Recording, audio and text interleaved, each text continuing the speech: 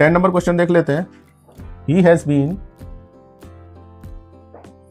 Been suffering from measles since Monday, no error, है ना। अब हमें बताना है कि सेंटेंस में कौन से पार्ट में एरर है। इसका हिंदी मीनिंग क्या होगा? He has been suffering from measles since Monday, वो मंडे से खसरा रोग से पीड़ित है। मीजल यानी खसरा रोग, ठीक है।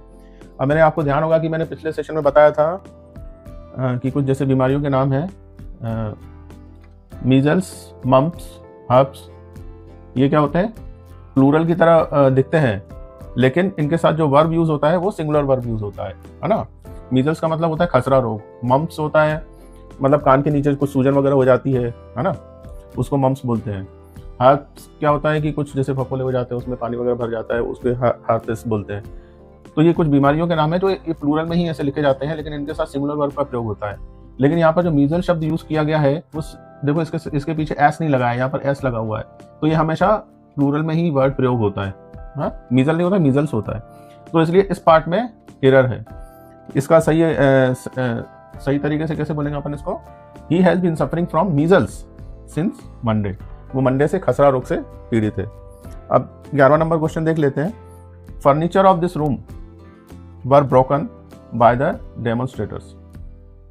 उपद्रवी, डेमोन्स्ट्रेटर मतलब उपद्रवियों द्वारा जो फर्नीचर है वो तोड़ा गया। अब मैंने दोस्तों बोला था फर्नीचर के साथ सिंगुलर वर्ब का प्रयोग होता है, ना कि प्लूरल वर्ब का प्रयोग होता है। फर्नीचर एक कलेक्टिव नाउन है ना, और इसके साथ सिंगुलर वर्ब का प्रयोग होगा फर्नीचर के साथ। ये वर्ब जो शब्द यूज किया गया है ये गलत है, यहाँ पर वाज शब्द यूज होगा,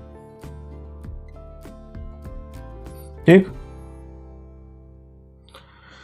तो यहाँ इसका सही करेक्शन क्या होगा? Furniture of this room was broken, तोड़ा गया, है ना, किसके द्वारा? By the demonstrator. तो यहाँ किसके कौन से पार्ट में एरर थी? फर्स्ट, सेकंड, थर्ड पार्ट में एरर थी। दोस्तों आई होप, मेरे को लगता है कि आपको ये समझ में आ गए होंगे। आप चाहें तो इनको नोट डाउन कर सकते हैं।